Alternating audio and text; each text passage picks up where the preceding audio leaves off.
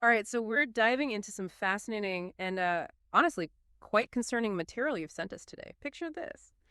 You walk into your bank, you try to withdraw your own money, and suddenly you're facing, well, a barrage of questions, scrutiny, maybe even a flat out denial. Sounds like something, out of a film, right? But the shock and truth is, this isn't hypothetical. It's happening right now at major high street banks across the UK, especially if you happen to be over 65. And this isn't some fringe theory. It's a rapidly growing trend. Our mission in this deep dive is really to get behind this. We're going to pinpoint exactly which banks are behind these frankly surprising restrictions. We'll explore why older customers specifically seem to be in their crosshairs. And most importantly, we want to give you the tools, the knowledge to safeguard your own funds.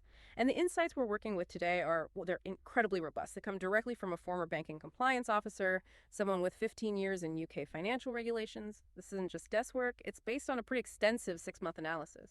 We're talking internal policy documents from 7 major UK banks, direct interviews with branch managers, and actually speaking with over 200 customers who've been affected. So we're getting a really comprehensive picture of what's unfolding, behind those closed bank doors. By the end of this, you'll know the specific banks involved, the real drivers perhaps behind these policies, how to recognize if you might be affected, and crucially, some concrete strategies to keep control of your money. This information could genuinely be key to avoiding a nasty surprise just when you need your cash most. So, okay, let's get into the nitty-gritty. We're seeing this really take off since January 2024, aren't we? What exactly are these enhanced monitoring systems banks are quietly putting into place, and how do they target customers over 65? It's quite insidious is maybe the word. These aren't things you'll see advertised on their websites. They're internal risk management protocols. What's particularly striking is how specifically they're age-gated. When someone over 65 tries to withdraw above certain thresholds, which can be surprisingly low, actually, anywhere from, say, £500 up to £2,000, depending on the bank, the system flags it and triggers what they call a vulnerability assessment. Essentially, it's a structured set of questions designed to see if the customer might be at risk of financial abuse or, undue influence. Staff are then required to question the withdrawal, document all the responses meticulously, and yes, in some cases, they can even refuse the transaction entirely. A vulnerability assessment just for trying to access your own cash? That's quite a shift, isn't it? What's so, well, fascinating or maybe alarming is better about this approach compared to just general fraud measures? Precisely. What's genuinely concerning here is that this isn't just a broad fraud check applied, based on suspicious activity patterns. Instead, it's a specific age-based trigger. It puts a spotlight on an entire demographic, sort of prejudging them as potentially vulnerable simply because of their age, rather than looking for actual individual signs of risk. Right. And we have solid examples of this from the sources, don't we? We're talking major players here. Like Barclays, they introduced their safeguarding support program back in March. That required extra checks for cash withdrawals over £1,000 by customers 65 and up. Then HSBC followed in May, similar measures, but an even lower threshold, just £500. It's 500, yeah. And Lloyds Banking Group, that's Halifax and Bank of Scotland too, they implemented their version in June. Their limit was £750 before the extra scrutiny kicks in. So yeah, these aren't isolated incidents at all. No, definitely not. Now, the banks themselves, they defend these measures. They say it's about protection against financial abuse and fraud. They often point to Office for National Statistics data showing that, yes, adults over 65 do lose significant amounts annually to scams, around £3,000 on average. And on the surface, protection against financial abuses sounds okay, sounds like a noble goal. Sure. But when you hear the stories from the actual customers caught up in this, it clearly feels like it crosses a line. Where do you see that line really being blurred? Well, Margaret's story, the one from Wolverhampton, it really brings home the human cost here. Imagine she's trying to withdraw £800 for home repairs. Simple enough, right? She was questioned for 20 minutes. 20 minutes, wow. Yeah, the bank demanded to know exactly what work was being done, which contractor she was using, and get this, even whether family members had approved the expense. Approved her spending her own money. Exactly. And despite providing detailed explanations, her withdrawal was initially refused. It's staggering. Absolutely staggering. And the sheer sort of audacity of demanding proof from someone who just wants their own money. We heard similar accounts too. Customers feeling genuinely humiliated, having their judgment questioned, being treated, as some put it, like children incapable of managing their own finances. Some were even asked, what many would consider really inappropriate questions. about their mental capacity, their family relationships, even their personal spending habits. And what's particularly concerning listening to these stories is the inconsistency. You'd think there'd be clear rules, right? Uniform guidelines. Right. But that's not what the sources show. That's right. That's possibly the most alarming aspect we identified, the complete lack of consistency. The same customer might walk into one branch, no questions asked, go to another, maybe even the same branch, different day, different staff member, and suddenly they're facing entirely different limits or intense questioning. This arbitrary enforcement, it just creates immense confusion, real anxiety for customers who just want access to their own money. It really undermines trust, doesn't it? And feels like this unpredictable barrier. That inconsistency alone is a huge problem. But beyond that, there are quite a few misunderstandings floating around about why these policies even exist. What's maybe the biggest misconception you've come across? Well, a big one is that these restrictions are somehow legally mandated by the Financial Conduct Authority, the FCA. That's simply not the case. Now, banks do have obligations, of course, to protect vulnerable customers from financial abuse. But there's absolutely no requirement for blanket, age-based withdrawal monitoring like this.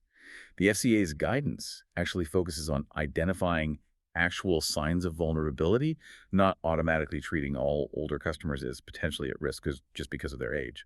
Okay, so it's not a legal requirement. That makes these bank-specific implementations feel even more significant. What about the idea that this only affects really large withdrawals? Is that true? Again, no, not really. As we've heard, the thresholds are surprisingly low. We're talking 500 to 2,000 pounds. Many seniors regularly withdraw these kinds of amounts for perfectly normal, legitimate things, like, paying tradespeople for home repairs, buying household items. Maybe they just prefer using cash for day-to-day stuff. These aren't necessarily large sums in the grand scheme of things. For many, they're quite routine. Right, routine expenses. And finally, there's this common assumption that it's somehow tied to preventing money laundering or maybe protecting the bank's deposits. Any truth there? Not directly, not in this specific context. Look, anti-money laundering regulations already require banks to monitor all suspicious transactions, whatever the customer's age. These new protocols, they specifically target older customers based solely on their age, which, as we said, raises those potential discrimination concerns. It seems less about the nature of the transaction itself and more about the age of the person making it. So if we connect this to the bigger picture, the broader implications are quite complex, aren't they? Given what we've just debunked about the common misconceptions, what do you think is the real underlying driver here? Or maybe the biggest, bigger picture implication we should be talking about? Well, legally speaking, these age-based financial restrictions could potentially constitute indirect discrimination under the Equality Act 2010. It's a serious point. While banks can and should implement fraud prevention measures, treating customers differently based purely on age without any individual risk assessment, well, that may very well violate anti-discrimination laws. We're hearing that several legal experts are already looking into potential challenges to these policies. That tells you how significant this issue has become. Okay, so potential legal challenges, that's big. Definitely. Yeah. And here's a real kicker. Paradoxically, these measures might actually end up increasing fraud risk. How so? That seems counterintuitive. Think about it. If you're a customer and you're constantly frustrated, maybe feeling humiliated trying to get your own cash, you might resort to less secure ways of managing your money. Perhaps you'd share account details with family members just to avoid the scrutiny yourself. Or maybe move your funds to smaller banks, ones perhaps with fewer security measures in place overall. The sheer inconvenience could inadvertently push vulnerable customers towards exactly the kind of risky behaviors these policies claim they want to prevent. That's a really powerful point. If the goal is fraud prevention, but the method actually encourages riskier behavior, then the effectiveness is seriously questionable. Exactly. And, genuine fraud often involves different patterns anyway. Smaller, more frequent transactions, maybe. Or scammers these days often push for bank transfers, online payments, even gift cards. All methods that completely bypass this kind of cash withdrawal monitoring. It feels like a very blunt instrument trying to solve a much more nuanced problem. So this is potentially just the start then. Could these kinds of restrictions expand beyond just cash withdrawals? Industry insiders certainly suggest, that seems possible, yes, that these current restrictions might just be the beginning of broader changes to banking services for older customers. You could see enhanced monitoring extending to online banking, maybe card transactions, even investment activities down the line. The precedent being set here could potentially normalize age-based financial restrictions across the whole financial sector. Think insurance companies, investment firms, maybe mortgage providers. And this could be amplified by technology too. Things like artificial intelligence, behavioral analysis tools, they could create increasingly sophisticated profiles, potentially flagging perfectly normal transactions based purely on algorithms rather than any human judgment, which, raises a pretty important question. Which is, Where does this stop? yeah. And what does it actually mean for our individual financial freedom, our autonomy? Right. Given these significant and potentially expanding changes, what can people listening actually do to maintain control over their own money? That's the critical question, I think. Absolutely. Financial advisors are sort of quietly recommending three key legal strategies to help seniors keep full control. First, document absolutely everything. Okay. This means keeping detailed records of why you're making withdrawals. Keep receipts, contractor information if relevant. When questioned by bank staff, provide clear, factual responses. But importantly, also document the interaction itself. Ask for the staff member's name. Request written confirmation of any decisions they make about your withdrawal. This creates a really valuable paper trail. It demonstrates your competency and also records exactly how the bank treated you. That sounds like a really smart, practical defensive measure. What's the next strategy? Second, think about diversifying your banking relationships. Yeah, don't keep all your funds with just one institution, especially if it's a bank known to be implementing these kinds of restrictions. Consider opening accounts with maybe a couple of different banks. Perhaps look at smaller regional banks or credit unions that haven't adopted these specific age-based policies. This just gives you alternatives when you need cash access, and it reduces your dependence on any single institution's sometimes arbitrary rules. Right. Don't put all your eggs in one banking basket. Makes sense. And the third strategy? And third, really understand your rights and the escalation procedures. Banks are legally required to give you clear reasons if they refuse a transaction, and they must have formal complaint processes available. If you feel you've been unfairly treated or discriminated against, remember the Financial Ombudsman Service. That's the independent body that resolves these kinds of disputes in the UK. They are there to investigate complaints like this. And remember, you always have the right to switch banks without any penalty. Knowing these options before you might need them is your best defense. Okay, so let's quickly recap our deep dive today. We've seen that major UK banks are implementing age-based cash withdrawal restrictions. These seem to go beyond current regulatory requirements. These policies can affect just routine transactions and, importantly, may well constitute age discrimination. They're being inconsistently applied, which causes significant anxiety for customers. And, arguably, they could even be counterproductive to their stated goal of preventing fraud.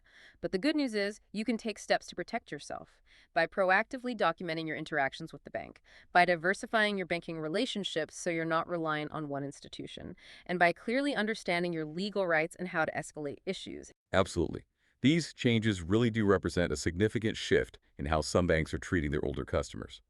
Staying informed and really understanding these shifts as they happen is truly your best defense right now. Your financial autonomy really matters, and staying informed is the crucial first step in protecting it. Maybe a final thought for you to consider. How might these types of policies, once they're established for one group, evolve or perhaps spread to others in the future? What does this really mean for the future of cash itself and ultimately for our control over our own money?